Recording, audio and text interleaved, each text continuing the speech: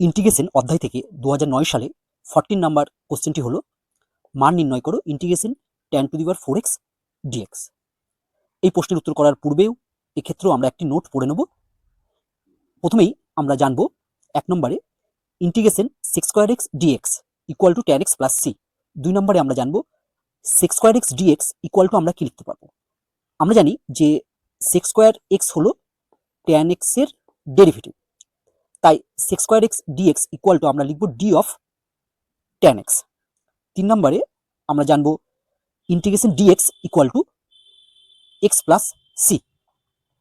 4 নম্বরে আমরা জানবো integration tan square x into d of tan x। দেখো এক্ষেত্রে আমরা যদি tan x টাকে z ভাবি তাহলে এখানে দাঁড়াবে z স্কয়ার dz, তাহলে z স্কয়ার dz এর ইন্টিগ্রেশন হবে z কিউব বাই 3। তাহলে যেহেতু এক্ষেত্রে tan x কে আমি z ধরে পেলাম z স্কয়ার dz, তাহলে tan square x into d of tan x এর ইন্টিগ্রেশন আমরা লিখবো equal to tan cube x by 3 plus c। চলো এবার আমরা এই প্রশ্নের উত্তর করে ফেলি।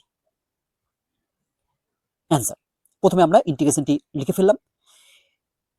tan to the power 4x বা tan to the power 6x অর্থাৎ tan এর পাওয়ারে কোনো সংখ্যা থাকলে দুই বাদে, অর্থাৎ যদি tan স্কয়ার x থাকতো তাহলে এটাকে sec স্কয়ারে কনভার্ট করে আমি ইন্টিগ্রেশন করে নিতাম। যদি দুইয়ের থেকে বেশি tan এর পাওয়ারের সংখ্যা থাকে সেক্ষেত্রে সবার প্রথমে তোমাকে কি করতে হবে, সবার প্রথমে সেখান থেকে tan স্কয়ার x কে আলাদাভাবে লিখতে হবে। তাহলে tan to the power 4x dx equal to আমরা লিখব integration tan square x into tan square x dx। তাহলে আমরা কি করলাম, এই tan to the power 4x থেকে আমরা একটা tan স্কয়ার x আলাদা করে নিলাম। ঠিক আছে, tan to the power 6x 8x 9x যাই দেখ না কেন তোমাকে এরকম একটা tan স্কয়ার x আলাদা করে নিতে হবে। নেক্সট লাইনে আমরা লিখব ইকুয়াল টু, দেখো এই tan স্কয়ার x কে আমি লিখতে পারি sec স্কয়ার x মাইনাস 1। তাহলে আমরা নেক্সট লাইনে লিখছি integration sec square x minus 1। পরেরটি যেমন আছে আমরা সেরকম লিখে দিলাম। এরপর আমরা যদি এই sec স্কয়ার x মাইনাস 1 কে tan স্কয়ার x দিয়ে গুণ করি তাহলে আমরা পাবো দেখো equal to integration sec square x tan square x minus tan square x dx। এবার এটাকে যদি আমরা সেপারেশন করি তাহলে লিখতে পারবো equal to integration tan square x into sec square x dx। দেখো এই tan স্কয়ার x টি আগে লিখলাম, sec স্কয়ার x টি পরে লিখলাম। ঠিক আছে, তারপরে এই মাঝে আমি মাইনাস চিহ্নটি দিলাম, minus integration tan square x dx।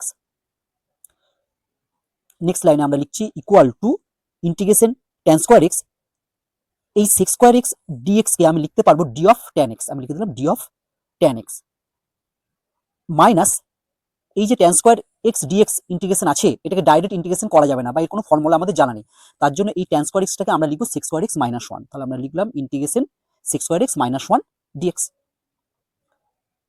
Equal to, দেখো এক্ষেত্রে যদি আমরা ইন্টিগ্রেশন করি তাহলে আমরা যদি tan x টিকে মনে মনে z ভাবি তাহলে z স্কয়ার dz, তাহলে হবে z কিউ বাই 3 ইন্টিগ্রেশন, তাহলে এখানে z মানে tan x, তাহলে আমরা লিখব tan cube x by 3 minus, এবার দেখো আমি একটা ব্র্যাকেট দিলাম। এবার sec স্কয়ার x এর ইন্টিগ্রেশন আমরা জানি কি, sec স্কয়ার x এর ইন্টিগ্রেশন হচ্ছে tan x minus 1 dx, dx এর ইন্টিগ্রেশন হচ্ছে x, তাহলে আমরা লিখব হচ্ছে minus x bracket close plus c, যেখানে c হলো ইন্টিগ্রেটিং কনস্ট্যান্ট বা সমাকলন ধ্রুবক। এবার যদি এটাকে আমরা ব্র্যাকেট তুলে ক্যালকুলেশন করে দিই তাহলে আমরা পাবো দেখো ইকুয়াল টু হচ্ছে এটাই আমাদের অ্যান্সার।